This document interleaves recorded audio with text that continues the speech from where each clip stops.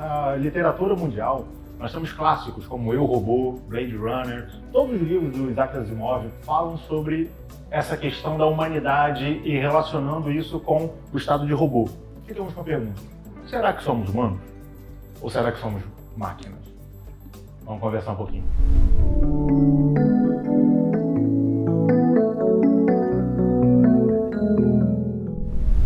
Acho que para iniciar o debate é interessante a gente até pegar um pouco dessa pergunta sobre, né, se somos máquinas e começar a pensar um pouco sobre como muitas coisas que a gente faz de forma mecânica, de forma mecanizada. E é claro que por um lado isso é muito bom em alguns momentos, pensando até, por exemplo, quando a gente dirige, a gente não pode pensar, vou pisar nesse pedal, naquele, porque tem outras coisas pra gente prestar atenção. Ou numa situação de emergência, né? Você tá num determinado ambiente, tá pegando fogo, você... de onde será que o fogo veio? Agora eu preciso correr. Mecanicamente, exatamente, você vai ficar dali. Mas é claro que trazendo isso para um aspecto um pouco mais emocional, mental, a gente começa a perceber que muitas das nossas atitudes e muitas das nossas respostas diante da vida, diante das outras pessoas, diante do que nos é trazido no dia a dia, é feito sem pensar, é feito sem consciência. E isso acaba se tornando um pouco problemático. Eu acho que essa questão da mecanicidade das coisas também nos leva a pensar numa outra coisa. Toda máquina, né, pelo menos a gente vê isso como o Paulo bem citou, né, os exemplos da literatura e até mesmo dos filmes que adaptaram essas literaturas, toda máquina ela tem uma programação, né? E aí a gente começa a se perguntar, será que nós realmente vivemos a nossa vida de acordo com as nossas próprias vontades? Ou será que nós somos programados muitas vezes para fazer determinadas coisas e nem sabemos quem foi que nos programou? Né? Isso já é uma coisa interessante, né? Que existe talvez uma programação interna nossa, né? Nós temos uma programação como seres humanos, e existe uma programação externa, que às vezes a sociedade, a família, outras causas externas causam pra gente. Qual programação você tá levando? E aí, será que a gente realmente é humano? Porque essa pergunta é muito importante. Basta eu ter um corpo humano para ser humano? Né? Ou eu estou num estágio de desenvolvimento humano? A gente fala muito também sobre questão de faculdade. Né? A pessoa entra na faculdade de medicina, todo mundo já acha que é médico, já tem que consultar, já tem que dar remédio, já tem que fazer uma série de coisas. A pessoa entrou na faculdade de Direito, passou no vestibular. Né? Tá todo mundo, já vem fila na porta. É um advogado particular. A pessoa não viu matéria nenhuma de direito, mas as pessoas já acham que ele é advogado. Será que pra gente basta estar um corpo humano para ser humano? Porque quando você para pra pensar, né, a gente tem muito comportamento animalesco, animalizado. E pessoas falam isso com orgulho, né? As pessoas falam assim, não, você pisa no meu carro, eu viro bicho! Eu viro bicho, eu mordo, não levo desaforo pra casa, eu fico animalizado mesmo. Peraí. Você tá num corpo humano, você tem a ideia de que você, em um estágio de consciência, está num nível superior ao nível dos animais. E você tem orgulho de estar no nível dos animais, então você está se rebaixando. Então a gente tem que parar para ver quais são os nossos valores. Que programação é essa que você está seguindo? E essa programação que nós temos dentro de nós, o que será que ela quer dizer pra gente? E é claro que isso levanta uma grande questão da humanidade, enfim, que é de fato quem nós somos. Mas fazendo um adendo em relação a isso que você falou, eu acho que muitas vezes nós nos apegamos a determinadas coisas e criamos uma certa imagem de nós.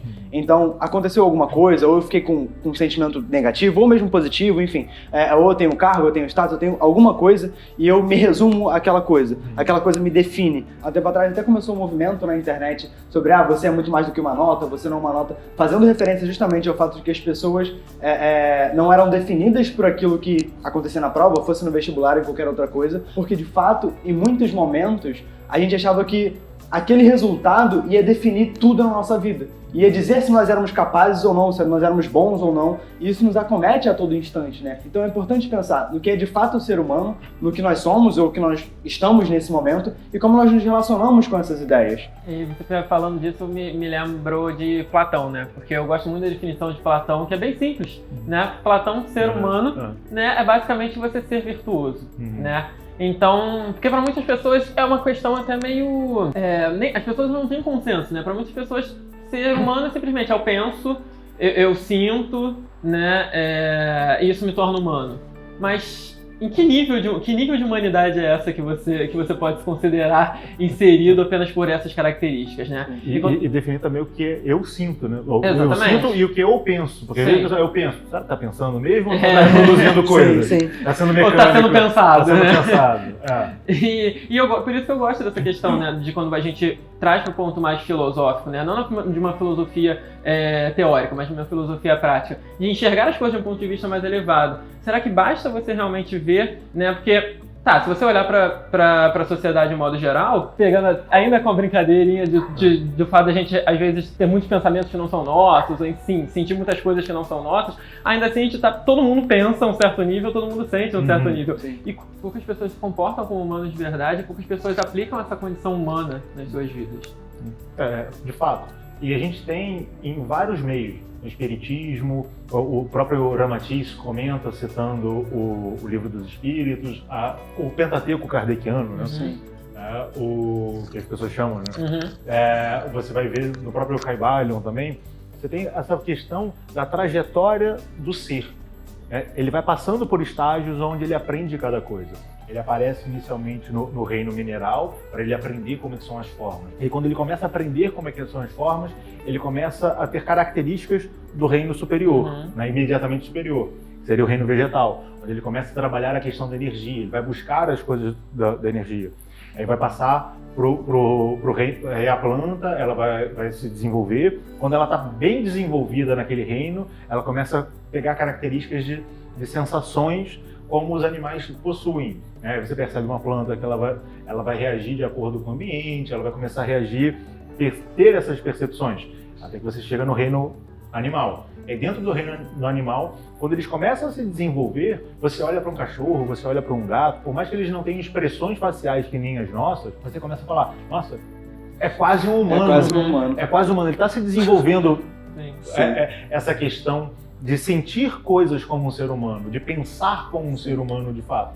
E a gente entra no reino hominal, que alguns chamam de reino hominal, que é o reino na qual nós estamos estagiando. Nós entramos como se fosse uma faculdade. Nós não somos, no nosso ponto de vista, ainda completamente humanos, porque a gente ainda tem muito comportamento primitivo. Mas a gente está aqui para desenvolver esses comportamentos. E à medida em que a gente vai galgando o degrau dentro dessa faculdade do reino nominal, a gente vai se aproximando daquilo que alguns chamam de angelitude. E você vai começar a experimentar o amor puro. Né? Você olha para determinadas pessoas, você olha para Gandhi, você olha para algumas figuras específicas e fala, nossa, essa pessoa era amor puro. É além do humano, é quase um anjo. Né? Não um anjo de asas, ou coisa assim, mas o comportamento angelical, porque a gente está passando por isso. Então, se a gente está no reino nominal, não significa necessariamente que nós somos humanos, mas nós estamos tentando ser humanos. Nós estamos tentando nos graduar nessa faculdade do reino nominal. Esse processo de depuração, né, você estava falando, eu acho muito interessante o arquétipo do signo de Sagitário, né, onde ele é metade animal, metade homem, e ele aponta a flecha para cima, né, ele aponta a flecha pro desenvolvimento mesmo. Ele tava falando também, eu lembrei, né, eu tenho um gatinho, e aí, e os gatos são incríveis pra você perceber isso, porque você vê o deboche na cara dele, você vê o cinismo na cara daquele bicho, você fala, não é possível. Você é humano demais. Derruba a coisa da derruba, né, olhando pra você, fala, não, isso não é possível, isso é pior, né? Isso é muito bom, mas lembra aquilo que você fez pra mim ontem? Aqui, ó. É um exemplo um pouco prático disso que você tava comentando. Pegando também o gancho do que você falou, que eu achei muito bom, às vezes a gente olha para um animal e vê várias características humanas nele, né? A gente fala, nossa, esse animal é quase humano. De uma forma, a gente olha às vezes para um grande homem, uma grande mulher, como Gandhi, como um Jesus, como um Buda, como, né, uma pessoa que fez... Madre Teresa de Calcutá. Uma Madre Teresa de Calcutá. A gente fala, nossa, essa pessoa é quase um anjo. Só que é engraçado, porque na verdade mesmo, essa pessoa ela não é quase um anjo. Essa pessoa é um verdadeiro ser humano. Verdade. Então você vê como é que a gente tem uma visão realmente, como é que... E não é nem é uma crítica, mas é uma crítica no sentido positivo. Todos nós temos essa característica, né? Quando a gente vê que a pessoa é boa demais, a gente fala, nossa, essa pessoa é boa demais para ser humana. Não, pelo contrário, ela está realmente manifestando a verdadeira humanidade. Da mesma forma que um animal, quando ele talvez esteja se aproximando do que a gente chama de humano, ele esteja demonstrando o verdadeiro estágio animal. Né? E aí realmente ele está começando a transcender isso. E é importante a gente ver essas figuras que você citou, né, para mostrar, não, olha só, o arquétipo do ser humano é esse. Né? Exatamente. E aí você vê que é possível. Sim. Tudo bem, você pode discutir, Jesus é mito ou não. Algumas pessoas acham que é uma figura mitológica, né? Outras pessoas falam, não, é uma figura histórica. Mas não faz diferença. Não faz diferença. Até mesmo se você trouxer para os dias mais próximos, você vai pegar uma figura como Gandhi, você vai pegar uma figura como Madre Teresa de Calcutá, você vai perceber que são pessoas que tiveram a vida registrada, né, de uma forma mais próxima da nossa, e se comportaram como verdadeiros seres humanos. Então, se eles se comportaram assim, eles mostram pra gente que é possível. Sim. Porque todos nós temos o mesmo potencial dentro. Todos nós temos as mesmas características, manifestadas de forma diferente. Mas se um consegue, ele mostra pra todo mundo que é possível. Sim. Dá trabalho. Bastante. Bastante. Mas é possível. Então a gente não pode reclamar, não, mas é fácil fazer isso porque, ele é o Gandhi. É fácil fazer isso porque... Não é fácil, não foi fácil pra ele. Até porque o contexto que ele estava inserido era muito complicado. Não foi fácil para essas pessoas. As pessoas que são exemplos, né, nada foi fácil pra elas. Não foi fácil pra elas justamente chegarem onde elas chegaram. Elas tiveram que abrir mão de muita coisa que para nós é muito difícil porque nós nos identificamos muito e que elas provavelmente se identificavam também, mas elas tiveram que abrir mão dessas coisas, esses excessos que não faziam parte da essência delas, para que elas pudessem manifestar a própria essência. E a gente vê esse exemplo em tudo, né? Você falou do Jesus mítico, do Jesus homem, né? A gente vê isso em todos os mitos, né? Quando a gente está falando dos heróis, por exemplo. Os heróis nada mais são do que esses arquétipos do que nós deveríamos ser. E eles, em momento nenhum, são perfeitos. Né? Eles têm características... Eles têm características... positivas e negativas que todos nós temos, como você mesmo disse, só que o interessante deles é que você vê que é uma característica de potencializar aquelas faculdades positivas e também de tentar minimizar aquelas questões mais negativas ou menos legais. E você consegue ver, cara, eu tenho todas essas características dentro de mim. A diferença é só a proporção. E é qual que você potencializa. E aí vem uma dica, por exemplo, você citou o símbolo do Sagitário, né, dentro da astrologia. Da astrologia e da própria mitologia, da própria mitologia também. Mas você vai pegar... O que esse símbolo demonstra? Ele tem a parte animalística embaixo, significando que a parte de baixo dele é animal, mas ele está se depurando, se tornou homem, se tornou ser humano, né? Mas ele mira o alto. Né? É como você parar para... ouviu esse exemplo uma vez? Eu acho perfeito. Né? Imagina um banquinho e você bota uma estátua em cima do banco. Né? Esses somos nós, correlacionados a uma determinada base. Se você tira uma perna do banco, né, o banco pode balançar. Se o banco cai, a estátua cai e você cai junto. Essa é a nossa vida no cotidiano. Nós temos essa coisa material e essa coisa espiritual humana da qual nós somos. Mas nós estamos baseados nisso aqui. Nós estamos baseados no banco. Se o banco cai, a gente cai e se quebra todo. Porém, se você pega uma corda e amarra essa estátua no teto, que é o símbolo do Sagitário, ele está mirando no alto. Né? A meta dele é no alto, ele está focado no alto, a base dele não está embaixo, mas está em cima. Então, se você tira o banco, ele continua ali. E ao continuar ali, ele mostra para ele mesmo que o banco não é necessário, embora precisa do banco, e ele consegue ajudar todo mundo que está, todas as outras estátuas que estão presas no banco. Elas estão amarradas no banco, porque ela vai começar a mostrar pelo exemplo que ele está preso a algo que realmente o sustenta, não por baixo, mas por cima. E aí ele não tem mais apego ao banco. E ao não ter mais apego ao banco, ele consegue se liberar. E sai dessa mecanicidade de viver em função do banco. Pagar contas, trabalho, casa, trabalho, casa, trabalho. Aí depende, tem que aloprar, e vai extravasar, né? Extravasar de alguma forma uma frustração. Não, você está ali vivendo, né? Saindo dessa mecanicidade, deixando de ser robô com a programação da sociedade e passando a ser um robô humano, provavelmente dito, seguindo a programação daquilo que é ser humano, que é prender-se no alto para viver em comunhão com todos, mostrando que essa base material, ela é necessária, sim, mas ela não é aquilo que te sustenta. É na absoluta, né? Exatamente. Eu acho que tem um pensamento muito interessante, que pelo menos eu gosto muito, trago muito para minha vida, que se eu não me engano é do Sartre, mas também pouco importa de quem é, que nós somos aquilo que fazemos do que fazem com a gente.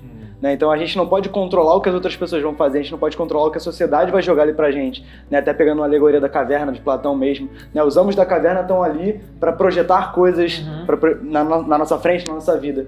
Mas talvez isso não importe tanto assim. É claro que tem a sua relevância, a gente tem que tentar desconstruir um pouco essas coisas. Mas a grande questão é o que a gente faz das coisas que acontecem conosco, como é que a gente ressignifica isso, como é que a gente prende a nós mesmos no teto, né?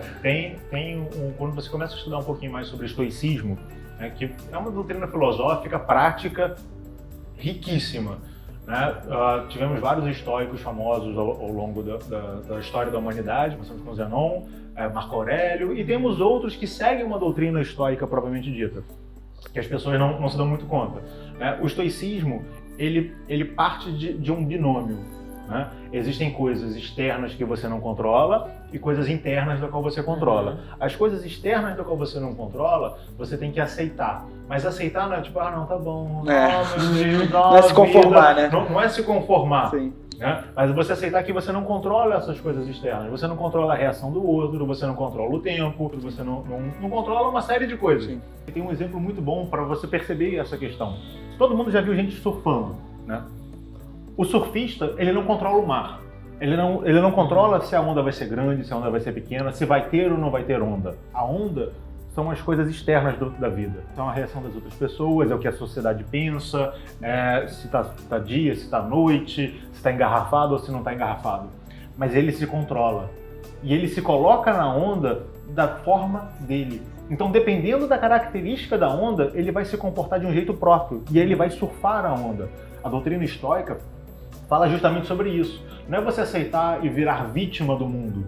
É você aceitar que você não controla o mundo, mas você se controla. Então você pode se colocar diante do mundo da forma que você é de verdade. Independente de modismo, independente de pressão da família, de pressão dos amigos, de pressão da pessoa com a qual você se relaciona, de pressão da sociedade, ou até mesmo de uma pressão sua, de achar que a sociedade quer determinada questão sua. Quer algo seu, de verdade, daquele jeito, quando na verdade a sociedade não quer nada disso. Porque a sociedade é feita por pessoas. Né? E as pessoas, como a gente bem falou, na programação externa, acabam reproduzindo comportamentos que acreditam ser verdadeiros, mas quando elas param para pensar, elas são contrárias a isso. O que acaba sendo um pouco ilógico. Você está seguindo um padrão que você não nasceu para ser. Então, pare e pensa. Né? Eu sou um robô ou eu sou um ser humano? Qual programação eu estou seguindo? A programação humana ou a programação robótica que os outros querem colocar para mim? Se você está seguindo a sua programação interna, aquela que está gravada na sua consciência, você consegue se elevar. Você vai utilizar o arquétipo do Sagitário, você vai utilizar o arquétipo dos grandes heróis da mitologia e você vai conseguir se manifestar de uma forma plena, de uma forma humana propriamente dita. Né? Gostaram? Um bom debate, né? Um bom debate, dá muito pano pra manga, né? Isso é verdade. Se você gostou, que bom. Né? Não, mas é verdade, se inscreve no canal, dá seu like. Se você gostou, que bom mesmo que você gostou, dá seu joinha, compartilha, comenta. Se você não gostou, poxa, que bom também, mostra que você está pensando de uma forma diferente. Mas compartilha também, escreve pra gente. Sim. O que você acha que pode mudar? Qual é o seu pensamento? Vamos ter essa conversa, vamos ter esse debate que é bem interessante, é bem saudável. Sim, tanto aqui no vídeo quanto nas redes sociais mesmo, né? No Facebook, no Instagram, a gente tem conteúdos lá que não passam necessariamente no vídeo, então é bem legal, é bem importante essa interação, porque é pra vocês, né? Sempre pra vocês. É isso aí, aguardamos todos vocês no próximo episódio. Tchau. De literatura, nos filmes que adaptaram essas obras. Toda máquina ela tem um... Olha, volta de novo que eu tive um problema no set. Alguém explodiu. Não, foi pesado demais. Uma máquina aqui tá dando pane.